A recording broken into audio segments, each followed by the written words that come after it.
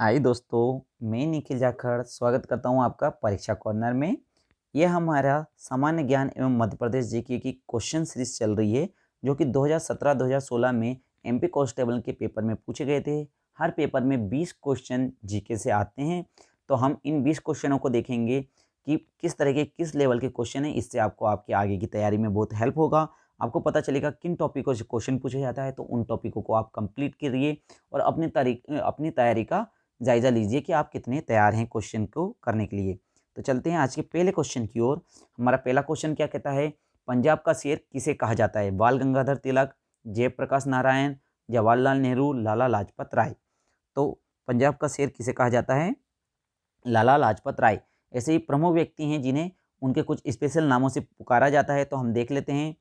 विश्व कवि या कवि गुरु गुरुदेव के नाम से रविन्द्रनाथ टैगोर को जाना जाता है। राष्ट्रीय कवि मैत्री शरण गुप्त को कहा जाता है।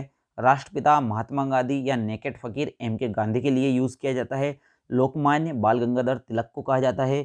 नेताजी सुभाष चंद्र बोस के लिए शब्द यूज़ किया जाता है। देशबंधु चित्तरंजन दास को कहा जाता है। भारत कोकिला सरोजिनी नायडू। राजा जी चक्रवर्ती राजा गोपालाचारी को कहा जाता था। लोकमान्य नायक जयप्रकाश नारायण को कहा जाता है। शांति पुरुष लाल बहादुर शास्त्री जी को कहा जाता था। पंजाब केसरी या शेर पंजाब लाला लाजपत राय। गुरुजी एम.एस. गोवलंकर। भारत का शेक्सपियर महाकवि कालिदास। लौह पुरुष या सरदार किसके लिए यूज़ किया जाता है? वल्लभ भाई पटेल के लिए। भारत का नेपोलियन समुद्रगुप्त को कहा जाता है। Grand Goldman of India Dadabhai Naoroji. Grand old man of India Dadabhai Naoroji. सीमांत गांधी खान अब्दुल्ला गफ्फार खान। दीनबंधु C.F. हुंज। वांग बंधु शेख मुजीर बुरमान। हॉकी का जादूगर ध्यानचंद। Little master Sunil Gavaskar. भारतीय पुनर्जागरण के जननायक राजा राम मोहन राय। शहीद ए आजम सरदार भगत सिंह के लिए कहा जाता है। तो चलते हैं अगले क्वेश्चन की ओर। केंद्रीय विदेश मंत्री कौन है? ये करंट अफेयर का क्वेश्चन है। स्मृति ईरानी, सुषमा स्वराज, सुब्रमण्यम जयशंकर, हरसिमरत कौर बादल। तो हमारे केंद्रीय विदेश मंत्री इस समय कौन है? वो हैं सुब्रमण्यम जयशंकर। इसमें हम डिटेल बाकी के सारे मंत्रियों के बारे में एक बार जानकारी ले लेते हैं। राजनाथ सिंह रक्षा मंत्री। अमित शाह गृह मंत्री। नितिन गडकरी जयराम गडकरी सड़क परिवहन एवं राज्य मंत्री। डी.वी. सदानंद गौड़ा उर्वरक एवं रसायन मंत्री। निर्मला सीतारमण वित्त मंत्री। रविशंकर प्रसाद कानून मंत्री। जयशंकर प्रसाद विदेश मंत्री। श्री धर्मेंद्र प्रसाद प्रधान शिक्षा मंत्री। अर्जुन मुंडा जनजाति कार्य मंत्री हैं। श्री मनसुख एल मांडविया स्वास्थ्य एवं परिवहन कल्याण मंत्री हैं। श्री अश्वनी वैष्णव रेल मंत्री हैं। मुख्तार अब्बास नकवी अल्पसंख्यक कार्य मंत्री हैं। डॉक्टर महेंद्र नाथ पांडे भारी उद्योग एवं सार्वजनिक उद्यम मंत्रालय हैं।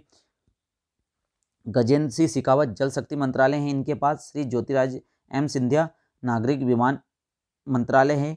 श्री गिरिराज सिंह ग्रामीण विकास मंत्रालय है। श्री गिरिराज सिंह है ना, श्री हरदीप सिंह पुरी श्री भूपेंद्र यादव पर्यावरण मंत्री हैं। श्री जी किशन रेड्डी संस्कृत मंत्री हैं और श्री अनुराग सिंह ठाकुर सूचना मंत्री हैं। ये सारे मंत्री, ये करंट अफेयर का क्वेश्चन है। ये करंट अफेयर बदलता भी रहता है, तो उसके साथ आप मैच कर लीजिएगा। चलते हैं अगले क्वेश्चन की ओर। 17वीं लोकसभा के सदस्य आम आदमी पार्टी को भारतीय आम चुनाव 2019 में पहली बार कितनी सीटें मिली थी? देखो, ये भी करंट अफेयर का क्वेश्चन मैंने पूछने की कोशिश की है, क्योंकि इससे रिलेटेड क्वेश्चन 2017 में पूछा गया था। तो 2019 के आम चुनाव में आम आदमी पार्टी को कितनी सीटें मिली थी? 1 सीट मिली थी। चलते हैं अगले क्वेश्चन की ओर। भारत का सबसे बड़ा गुफा मंदिर कैलाश मंदिर कौन से राज्य में है? पंजाब, उत्तर प्रदेश, आंध्र प्रदेश और महाराष्ट्र। तो आपको बताना है कैलाश मंदिर किस राज्य में है, तो यह है महाराष्ट्र में। चलते हैं अगले क्वेश्चन की ओर। अगला क्वेश्चन कहता है, किस भारतीय राज्य को भारत का पहला डिजिटल राज्य घोषित किया गया है? गोवा, कर्नाटक, केरल, महाराष्ट्र। तो डिजिटल राज्य केरल को मनोनीत किया गया है। मालवा क्षेत्र के कौन से जिले स्लेट पेंसिल कारखानों के लिए जाने जाते हैं? झाबुआ, इंदौर, मंदसौर, बड़वानी। तो आपको बताना है पेंसिल के कारखाने या स्लेट पेंसिल कहाँ पर सबसे ज़्यादा होती हैं? ये होती हैं मंदसौर। स्लेट पेंसिल उद्योग मंदसौर जिले का मुख्य उद्योग है। संपूर्ण भारत में नेचुरल स्लेट पेंसिल का उत्पादन और supply Mandsaur state pencil corporation द्वारा किया जाता है। चलते हैं अगले क्वेश्चन की ओर। सूर्य के सबसे निकट ग्रह कौन सा है? यूरेनस। उपरोक्त में से कौन नहीं? बुध, प्लूटो। तो इसका सही आंसर क्या होगा? बुध। सौरमंडल में 8 ग्रह हैं। बुध, शुक्र, पृथ्वी, मंगल, बृहस्पति, शनि, अरुण, वरुण। सूर्य अपने अक्ष पर पूर्व से पश्चिम की ओर घूमता है। ग्रहों में सबसे बड़ा ग्रह बृहस्पति और सबसे छोटा ग्रह बुध है। बुध, शुक्र, शनि, बृहस्पति और मंगल, इन पांचों ग्रहों को खुली आंखों से देखा जा सकता है। शुक्र सौरमंडल का सबसे गर्म ग्रह है। सूर्य से में 71% हाइड्रोजन, 26% हीलियम और 2.5% अन्य तत्व होते हैं। देखो सूर्य और अपने ब्रह्मांड से रिलेटेड बहुत सारे क्वेश्चन बन सकते हैं, लेकिन मैंने कुछ डिटेल डालने की कोशिश की है ताकि आपको और भी क्वेश्चन इस पर मिल सके। भारतीय राष्ट्रीय ध्वज पर अशोक चक्र में कितनी तीलियां होती हैं, हमें ये बताना है। 12 तीलियां, 18 तीलियां, 24 तीलियां, 30 तीलियां। तो मुझे लगता है इसको सभी को आंसर इसका पता होगा, 24 तीलियां।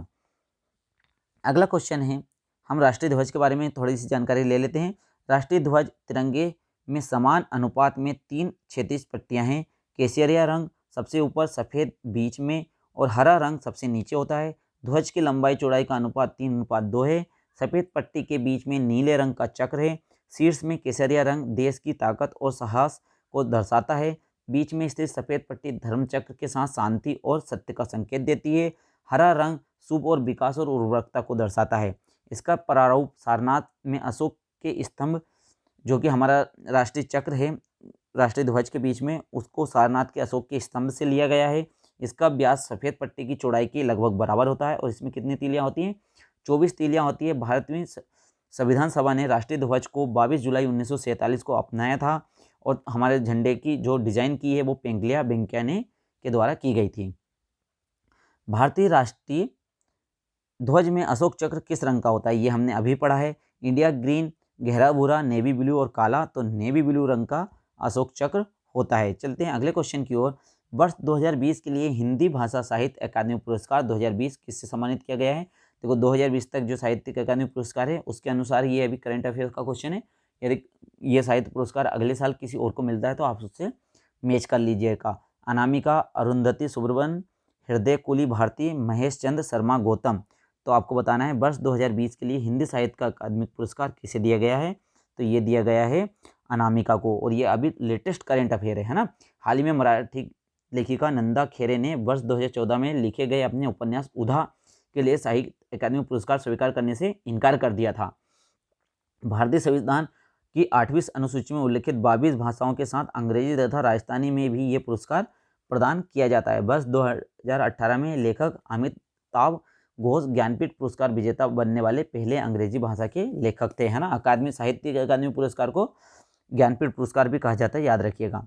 संतोष ट्रॉफी से संबंधित है हॉकी, फुटबॉल, वजन उठाना, कुश्ती। तो संतोष ट्रॉफी किससे संबंधित है, फुटबॉल से। हम कुछ और इम्पोर्टेंट ट्रॉफियों के बारे में देख लेते हैं। हॉकी से आगा खां कप हॉकी के लिए होता है। Maharaja Ranjit Singh gold cup, Nehru trophy, मोरप्पा gold cup, Wellington cup, Indira Gandhi gold cup, badminton cup, Dhyanchand trophy और रंगास्वामी कप, ये किसके लिए है, हॉकी के लिए। फुटबॉल के लिए Durand cup, rovers cup, BC Roy trophy, Santosh trophy, Subroto Mukherjee cup, sir Ashutosh Mukherjee trophy, Merdeka cup, है ना। क्रिकेट में Duleep trophy, SK Naidu trophy, Deodhar trophy, Ranji trophy, Irani trophy, JD Birla trophy और रेहटन वारियर ट्रॉफी क्रिकेट से संबंधित हैं। चलो चलते हैं अगले क्वेश्चन की ओर। वर्तमान में भारत के उपराष्ट्रपति कौन है। वेंकैया नायडू, सुषमा स्वराज, सी विद्यासागर राव, गोपाल कृष्ण गांधी। तो ये हमारा अभी करंट अफेयर का क्वेश्चन है, इसमें है वेंकैया नायडू। वर्तमान में भारत के राष्ट्रपति कौन है, वेंकैया नायडू। हम और भी जानकारी ले लेते हैं। राष्ट्रपति श्री रामनाथ कोविंद है। उपराष्ट्रपति श्री मुरप्पा वेंकैया नायडू हैं। प्रधानमंत्री श्री नरेंद्र मोदी हैं। मुख्य न्यायाधीश इस समय श्री न्यायमूर्ति NV रामन हैं। Chief of defence staff general Bipin Rawat हैं। सेना प्रमुख जनरल मनोज मुकुंद नरवाने हैं। वायुसेना प्रमुख राकेश कुमार सिंह भदौरिया हैं। नौसेना प्रमुख एडमिरल करमबीर सिंह हैं।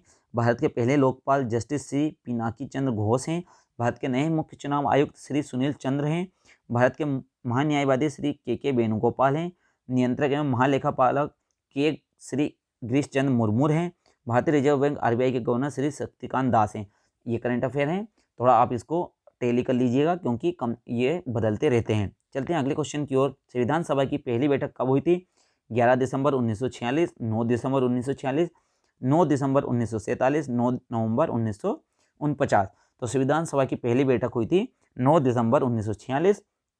संविधान सभा से संबंधित हम कुछ क्वेश्चनों को और देख लेते हैं। संविधान सभा का निर्माण कैबिनेट मिशन की सिफारिश पर 1946 में किया गया था। शुरुआत में इसमें 389 सदस्य थे, पर भारत के विभाजन के बाद इसके 299 सदस्य रह गए। संविधान सभा की पहली बैठक 9 दिसंबर 1946 को हुई थी। इस दिन डॉक्टर सच्चिदानंद सिन्हा को अस्थायी अध्यक्ष बनाया गया। 11 दिसंबर 1946 की बैठक में डॉक्टर राजेंद्र प्रसाद को स्थायी अध्यक्ष बनाया गया। 13 दिसंबर 1946 को जवाहरलाल नेहरू ने उद्देश्य प्रस्ताव पेश किया। 26 नवंबर 1949 को संविधान पर 284 सदस्यों ने हस्ताक्षर किए। संविधान बनने में 2 साल 11 माह 8 दिन लगे। 26 नवंबर 1949 के दिन नागरिकता, निर्वाचन और आंतरिक संसद से संबंधित अनुच्छेद लागू किए गए। पूरा संविधान 26 जनवरी 1950 को लागू किया गया। तो इससे बहुत सारे क्वेश्चन बनते हैं, आपको ये डिटेल पढ़नी चाहिए। अगला क्वेश्चन है, मध्य प्रदेश के साथ अपनी सीमा साझा नहीं करता है गुजरात, राजस्थान, बिहार, महाराष्ट्र। तो इसका सबसे सही आंसर आपका क्या होगा? बिहार। और ये आप देख सकते हो मध्य प्रदेश से लगे कौन कौन से जिले राज्य हैं? राजस्थान, उत्तर प्रदेश, छत्तीसगढ़, महाराष्ट्र और गुजरात, ये भारत के पड़ोसी राज्य हैं। चलते हैं अगले क्वेश्चन की ओर। राष्ट्रीय आयोग अल्पसंख्यक के लिए नियुक्त किए जाने वाले जैन समुदाय के पहले सदस्य हैं? सुनील सेंगी, सिमरन जैन, अल्पेश शाह, थावरचंद गहलोत। ये भी करंट अफेयर का क्वेश्चन है, तो इसका सही आंसर क्या होगा? सुनील सेंगी, जो कि राष्ट्रीय आयोग अल्पसंख्यक के लिए नियुक्त किए गए जाने वाले जैन समुदाय के। तो चलते हैं हमारे अगले क्वेश्चन की ओर। अगला क्वेश्चन है, भोपाल में विधान भवन को किसके द्वारा डिजाइन किया गया था? बीबी जोशी, राज रेवाल, ले कोरसियर, चार्ल्स कोरिया। देखो ये क्वेश्चन बहुत ही डिफिकल्ट लेवल का माना जा सकता है, क्योंकि हम यहाँ तक पहुँच नहीं सकते। हमें कभी भी थिंकिंग इस तरह की नहीं रहती कि इस तरह की क्वेश्चन भी पूछे जा सकते हैं, लेकिन ये स्टैटिक जीके है, इसे आप रेंडमली इसी तरह पढ़कर कंप्लीट कर सकते हैं। तो इसका सही आंसर क्या होगा? चार्ल्स कोरिया, जो कि हमारे भारत भोपाल में विधान भवन जो है उनकी डिजाइन इन्होंने की थी। अगला क्वेश्चन, किसने अनुच्छेद 370 का मसौदा तैयार किया जो जम्मू और कश्मीर को भारतीय संविधान में एक विशेष दर्जा देते हैं? देखिए ये वाला क्वेश्चन भी कुछ इतना ईजी नहीं है, पर 370 से रिलेटेड है, तो इस बार पूछा जा सकता है, याद रखिएगा। सरदार वल्लभ भाई पटेल, जवाहरलाल नेहरू, BR अम्बेडकर, गोपाल स्वामी अयंगर। तो ये हुआ था गोपाल स्वामी अयंगर द्वारा। और हम इससे संबंधित 370 को हटा दिया गया है, तो इससे संबंधित कुछ बातें याद रख लेते हैं। 5 अगस्त 2019 को भारत के राष्ट्रपति ने संविधान के अनुच्छेद 370 के क्लॉज 1 द्वारा प्रदान की गई शक्तियों के अभ्यास से संविधान और जम्मू कश्मीर के लिए आदेश 2019 जारी किया था। इसने जम्मू कश्मीर राज्य को 2 नए केंद्र शासित प्रदेशों में बांटा, जम्मू और कश्मीर और लद्दाख में। हाल ही में दादरा नागर हवेली और दमन और दीव केंद्र शासित प्रदेशों का विलयन अधिनियम 2019 ने दमन और दीव और दादरा नागर हवेली को एक ही केंद्र शासित प्रदेशों में विलय कर दिया है। 1 जनवरी 2020 तक भारत में 28 राज्य और 8 केंद्र शासित प्रदेश शामिल हैं। अगला क्वेश्चन है, बिटवेश्वर मंदिरों का समूह खालिस्तान में स्थित है? मुरैना, उज्जैन, खजुराहो, रतलाम। देखो कौन सा मंदिर कहाँ है, कोई सा बहुत स्पेशल प्लेस है, वो किस जगह स्थित है, ये वाले क्वेश्चन यहाँ से पूछे जाते हैं। तो इस टॉपिक को भी आप कंप्लीट करिएगा। तो इसका सही आंसर क्या होगा? बिटवेश्वर मंदिर कहाँ पर है? मुरैना में स्थित है। चलते हैं अगले क्वेश्चन की ओर। भारतीय राज्य की पहली महिला राज्यपाल का नाम बताना है? लक्ष्मी एन मेनन, सुचिता कृपलानी, पंजा नायडू, सरोजनी नायडू। तो इसका सही आंसर क्या होगा? सरोजनी नायडू। भारतीय राष्ट्रीय कांग्रेस में पहली महिला अध्यक्ष एनी बेसेंट थी। स्वतंत्र भारत में भारतीय राष्ट्रीय कांग्रेस की पहली महिला अध्यक्ष इंदिरा गांधी थी। भारतीय राष्ट्रीय कांग्रेस की पहली भारतीय महिला अध्यक्ष सरोजनी नायडू थी। ठीक है, और सरोजनी नायडू ही पहली ऐसी महिला है जो किसी भी राज्य की राज्यपाल बनी थी। आज का हमारा लास्ट क्वेश्चन, मध्य प्रदेश में जिला जिसे मोर के स्थान के नाम से जाना जाता है? मुरैना, प्रकटीकरण, रीवा, रतलाम। तो नाम से ही आप इस क्वेश्चन का आंसर दे सकते हैं। तो इसका आंसर होगा मुरैना। कुछ हमारे मध्य प्रदेश में कुछ स्पेशल जिले हैं जिनका अलग अलग नाम दिया गया है। इस संगमरमर नगरी किसे कहा जाता है? भेड़ाघाट को कहा जाता है। बागियों का गढ़ भिंड मुरैना, मंदिर मूर्ति का नगर उज्जैन, महाकाल की नगरी उज्जैन, मंगल ग्रह की जन्मभूमि उज्जैन, पवित्र नगर उज्जैन, मेघनीज नगरी बालाघाट को कहा जाता है। शैल चित्रकला भीमबेटिका रायसेन को कहा जाता है। शिल्प कला का तीर्थ खजुराहो को कहा जाता है। बौद्ध जगत की पवित्र नगरी सांची को कहा जाता है। अल्ल्या नगरी इंदौर को कहा जाता है। कपड़ों का शहर भी इंदौर को कहा जाता है। मिनी मुंबई भी इंदौर को कहा जाता है। सुनहरे जिले खंडवा और खरगोन को कहा जाता है। भोज नगरी धार को कहा जाता है। मध्य प्रदेश का स्विट्जरलैंड सागर को कहा जाता है। भोज नगरी धार को कहा जाता है, ठीक है, याद रखिएगा, भोपाल को नहीं कहा जाता। सिटी ऑफ जॉय मांडू धार, तानसेन की नगरी ग्वालियर को कहा जाता है, पूर्व का जिब्राल्टर ग्वालियर को कहा जाता है, पर्यटकों का स्वर्ग पचमढ़ी को कहा जाता है, मध्य प्रदेश का लखनऊ सिवनी को कहा जाता है, सफ़ेद शेरों की भूमि रीवा और चूना नगरी कटनी को कहा जाता है, गेहूं का भंडारण मालवा क्षेत्र। तो ये हमारे आज के क्वेश्चन यहीं पर समाप्त होते हैं। आपको क्वेश्चनों का लेवल पता चला होगा। कुछ क्वेश्चन तो ऐसे हैं जिन्हें बहुत सर के ऊपर से जाते हैं, बहुत डिफिकल्ट लेवल हो जाता है, लेकिन कुछ क्वेश्चन तो ऐसे होते हैं जिन्हें पढ़ देख कर ही किया जा सकता है। इसका मतलब है कि 20 क्वेश्चनों में से 10 क्वेश्चन तो आप बिना पढ़े भी क्वेश्चन को कर सकते हो। 4 से 5 क्वेश्चनों के लिए आपको बहुत अच्छे से पढ़ाई करनी होगी और आखिरी के जो 3-4 क्वेश्चन बनते हैं वो तो आपका लक है, यदि आपसे बन जाए तो इस तरह का इसका कुछ डिस्ट्रीब्यूशन होता है और आपको पता चला होगा किन किन टॉपिक को आपको रीड करना है। यदि ये मेरा प्रयास आपको पसंद आया हो तो मेरे वीडियो को लाइक करें, मेरे चैनल को सब्सक्राइब करें और ऐसे ही वीडियो के लिए मिलते रहिए। धन्यवाद।